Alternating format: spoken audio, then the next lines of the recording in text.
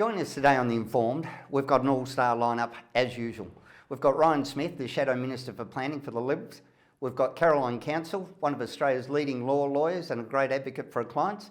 And we've also got John Heron, one of Australia's leading advocates for victims of crime and the newly announced candidate for the Liberal Democrats for the federal seat of McEwen. Welcome, team. G'day. Morning. Now, Ryan, you had a great piece in The Australian on the weekend that I read, talking about the vision going forward for Victoria coming out post-pandemic. You want to tell us a little bit about that?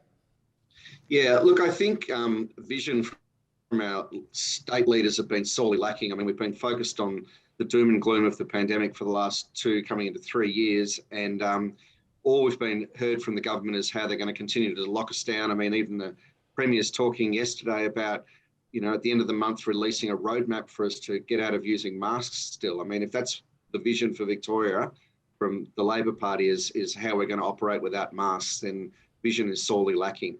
So as part of my role as Shadow Planning Minister, besides a number of heritage issues and things of that nature, my role is to put a vision forward for the state in working with our leader, Matthew Guy, and to try to put something out there that shows people that we're thinking more about the here and now, more than just about how we're going to get out of lockdowns and restrictions, but what is the state going to look like in 5 years, in 10 years, in 20 years?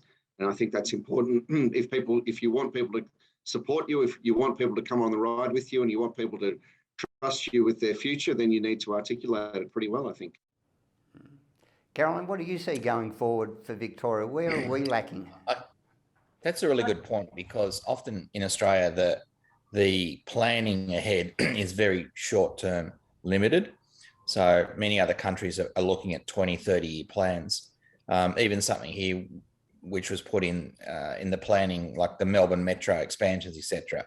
Now, that was put in as a long-term plan, but it's just gone by the wayside. But I have a problem with the ability of the Andrews regime to actually deliver anything at the moment. In some of the projects I've had insight into, I'll rattle off too quickly to give you an example. So you've got North East Link, which is bogged down in a multitude of disputes because the people entrusted to run that can't run a bath. Secondly, I remember a journalist asked for a strategic plan for it, and after a lot of hoopla, nothing was produced because there was none. So I could go on and on about that. And I think that's going to be a problem.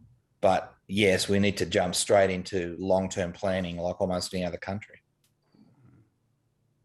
Ryan, I thought it was very interesting, and John, your reflections, I'd be interested in hearing this, that parallel between the pre-Kennett era and the post-John Cain era, where really Victoria came to a grinding halt. And there's been a synergy made between that particular dark history in our state and the current malaise, if you will, the inactivity, the lack of vision. Just curious to know, what were the successful ingredients in that Kennett era that, Ryan, you and your party could harness in order to turn this around? Sorry to be the one asking the question, but I was, having lived through that era and having seen a desolate skyline, not a single construction crane in sight, just nothing happening on the face of Victoria at that stage. Yeah, well, it's the dynamic role that government played in the 90s is actually what directed me to politics. I had no interest in politics before. What I saw was just a real willingness to grasp the opportunities and seeing the contrast with what I viewed as a Brax government that didn't do a whole lot. That led me to wanting into politics. But to pick up on your question and some of the comments that John made, infrastructure planning is part of the vision, but it's certainly not all of it. The vision that a state should have or a government should have it encompasses so much more than just transport infrastructure and by extension with this government, the mismanagement of it. The lessons that I would pick up from the Kennett government, Caroline, is the willingness to get out there and drive the vision, I'll say that word again, but also drive the advantages of coming to Melbourne and coming to Victoria. they actually had, I think Ron Walker was a very big part of Jeff Kennett's plan, which was to get out there and market the state as though it was a business, to market the product, to go out there and tell people why they should come here, why they should invest here, why they should grow jobs here, why they should run their events here, such as the Grand Prix, why they should bring their plays and other performances here. It is getting out there and assiduously marketing the place as though it was a product and spruiking all the benefits of why you should come here. That's what's needed. It's about creating an overarching narrative, an overarching vision, and then pushing out to anyone that you think can bring money here and bring events here and bring business here, why they should come here more than ever. And that's where we should be at. So it's presenting that overarching vision, getting out and selling it. Look, I totally agree with that. I actually want to come back and touch on major transport infrastructure because I've worked on that for 20 years. Just a little bit of a history lesson. In 74, 75, Bolte, the Premier, did an incredible infrastructure transportation uplift with very little money, built the city loop, out of suburban networks. He planned for 50 years. It was incredible. I was involved, fast forward, in 2008 under the Labor government, where they looked at having a transport plan finally. Now, 90% of that plan, with Mr. Walker and Mr. Edelson as well, was really picking up on that 1974 plan, that vision that we had going forward. Now, if you look at infrastructure, it's always one off something. So you might build a railway station, one station at a time, which means you have to replicate stabling yards, washing facilities, etc. Every time, pack up and move, every time we have a new station and move it out. There's not that vision overall to have something going. And I think that is a basis if we want a plan to go ahead. How we move around infrastructure, very important. But the overall, it has to fit into an overall vision of where we're going. And you have to work out what you're trying to achieve. I mean, if you're putting in transport infrastructure because you're trying to relieve congestion, I don't think the question's being asked enough of, is that the best solution? I mean, with planning comes ideas such as putting in employment zones so people don't have to travel into the city all the time. I mean, it's a interesting figure, not one that people are commonly aware of, but only 15% of Melbourne's population, broader metropolitan Melbourne's population, actually goes into the city for work. So most people are already working around where they live. But the fact is we construct transport roads and public transport infrastructure to get people from the outer suburbs into the city. Why not create more employment zones where they live and to cut out that massive investment that we're putting in infrastructure? The simple thing is, if you want to keep people from travelling around and clogging up our system, then give them places to work, give them places to eat and be entertained where they live. And some of those growth zones, they should be employment zones. And Ryan, that's where I think the Victorian government has been busy with masks, as you say, instead of actually looking at what has happened organically as a result of the pandemic. The fact that people have left the city, that they are living regionally, they're living in their suburbs, they've found a way to work, if you're lucky. The lucky ones have, and the unlucky ones have worn a groove in their couch and are despairing about the future. So why on earth wouldn't you actually capitalise on that? Why wouldn't you? And it's a pet desire of mine because, you know, I've got a vested interest because I've got one foot in regional Victoria. Victoria has long been said to be the perfect place for a very fast train. I mean, it's almost screaming out for that. So if you do have to bring people to the city, why on earth haven't they thought about that sort of infrastructure? They haven't done any modelling. They haven't done any thinking. I think they're dead on their feet. I think they're pandemicked out. Yeah. And instead of seizing this hiatus as an opportunity for that forward thinking and planning, that they just don't have that eye on the future. Yeah. And I think, fast rail is a huge part of decentralising metropolitan Melbourne for sure. But I also don't want to say that my whole idea is about keeping people from coming into the city, because Victoria can't be an economic powerhouse without a thriving CBD as well. So it's important that we bring in planning some ideas about how to create that buzz in the city again. And the article that you referred to earlier was about getting a new suburb in the outskirts of Melbourne, up around the north and the west of Melbourne, and making sure that there's a reason that we're going out to the investors and saying, look, there is a buzz here. There's something that we want to do. There's something that you could be a part of. Being an anchor tenant for a new suburb, showing plans of how that new suburb might look like, and again, using that opportunity to revitalise Docklands and by extension the CBD. So it's all encompassing. I think the population is going to grow. We're slated to have a bigger population than Sydney in years to come. So those people can be accommodated in the CBD, in metropolitan Melbourne and in regional areas. And I think that's where planning and vision comes into it. You know, where we seem to be always just a little bit behind the 8 ball and dealing with problems rather than creating visions. And I think that's something that people expect from government, is to actually look forward and tell them how their state's going to look in 20 years. And yes, Caroline, you mentioned a point I wanted to elaborate more on regional vision, because for many years with regionalisation, it just hasn't worked. And every regional area was looking for a silver bullet for it to emerge, and it's very elusive. But the pandemic has been the bullet for that. So we all know yourself and myself have moved regionally for those specific reasons. But it has to be a Victoria-wide vision about regionalisation. It has to include the federal government as well. There are so many benefits to expand on this. Victoria is uniquely placed amongst all other states because of the proximity to Melbourne and the ease of access. We haven't had a lot of success in being able to run regional fast rail without even getting into it. And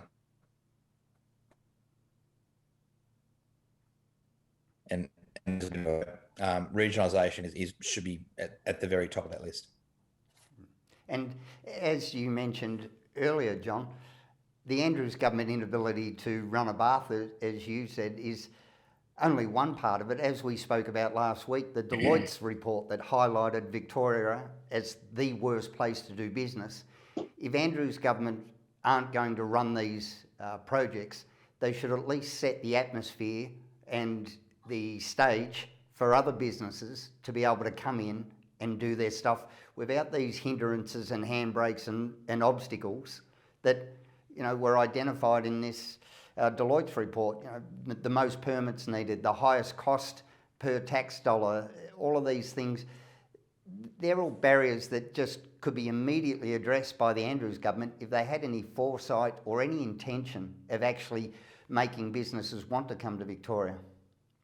That's right. And there's a deluge of ideas coming into the opposition offices from investors who will put in these major infrastructure projects. I've seen just recently a proposal for fast rail from Melbourne to Geelong. I've seen a proposal to redevelop Richmond Station and have that flow into sort of the sports precinct. These people don't want a dollar from the government. They just want us to facilitate what their plans are, and they can introduce this infrastructure. Look, the Andrews government has an ideological view that all major infrastructure should be paid for by the taxpayer and should all be public works, except for their good friends Transurban, mind you. But you know, there are plenty of opportunities with a budget that's significantly in the red. There's opportunities to bring in private investors to put this infrastructure in place, and that's also part of creating a vision for Victoria. You know, I'm sure we can all agree the best ideas for our state don't necessarily come out of Spring Street. So when the private sector comes with good ideas about how they can make, you know, I don't criticise them for wanting to make a dollar at all. If they've got an idea to make a dollar that's going to make people's lives better, and do it without impacting the bottom line of the state budget and having a greater burden on the taxpayer, then, you know, a responsible government should look at that, look at the possibilities, look at the how it's going to affect people, both positively and negatively, and make an informed decision on that. So part of the bigger planning involves bringing in business, bringing in the commercial sector and seeing what their ideas for the future is as well. And I think, Ryan, it necessarily follows that if you are collaborative with business and investors, that is going to lead to a much more sustainable model moving forward, because they've got skin in the game. Government is there, as you say, to facilitate, not to dictate, and not to be the ones driving the major projects. I would have thought that you've got problem solving with investors and with business is absolutely the way to go. And you did make that point in that article. I think most of the world's problems are not going to be solved by government alone. I think it has to be collaborative. You've got to get the community as a whole on board, and who better than business leaders to partner with from government? the Kennedy years, one of the ways that the government facilitated investment was by creating Business Victoria. And I had dealings with them back in the 90s and around the turn of the century. They were very good at promoting and getting businesses together. It wasn't them intervening into that space now. If you fast forward now and to see where Business Victoria is, some of you may be aware of a video they made in March last year about how they ran hotel quarantine and how that went down. It's if you ever get to see that video, it looks like a parody, but it's a fact. And they led and managed hotel quarantine. How can that unit now be responsible for delivering a vision for the future? No, it's not possible. You're right. I did see that video. It was like it came straight out of the comedy company. But yeah, they've lost a whole people lot at work thought it was like it was a scene of utopia. Yeah, they've lost credibility, and you're right. If we're trying to attract literally billions of dollars back into the state from responsible business people, serious business people, that they cannot be the unit to do that. It really has to come from a much higher level. Especially when a lot of these government organisations are run by public servants with no real world experience. There's a new party, the Victorians Party, which has got a small business focus coming forward. Ryan, you've got your experience in the finance sector with the banking. John, you've got your real world experience within the government and now with the Liberal Democrats. And Caroline, you've got real world experience on so many different levels with the different levels of the socio-economic and what's actually affecting families. Yet, and I work with business owners all the time. Yep. So that's I'm sort of at that coalface of where government gets in the way of business and thwarts their opportunities. Yeah. And it's funny, we've never been more aware of the need for diversity within organisations. We see the outcomes that the more diverse boards are, the more successful they are, yet we've got such a vanilla, homogenous collection of public servants running these big organisations that their situation and circumstances are so similar that they couldn't possibly have the foresight or knowledge to actually see what was coming or realise the consequences of the directions they take.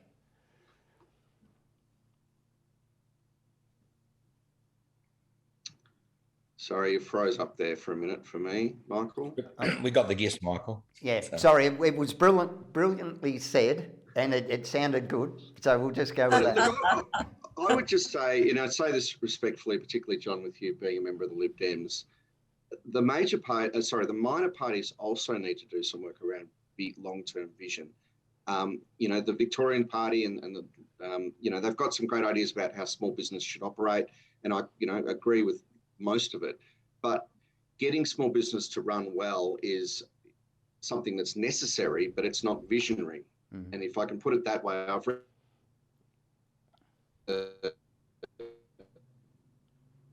freedom, and again, respectfully, besides nuclear power and the decentralising of education, there's not a lot of long-term what's Australia going to look like in 20 years? And I stress that I'm saying this respectfully, but I think a lot of the minor parties, they've got issues that once dealt with kind of leaves them in a bit of a vacuum. And I think that, you've got to have some really good political debate about Australia's future.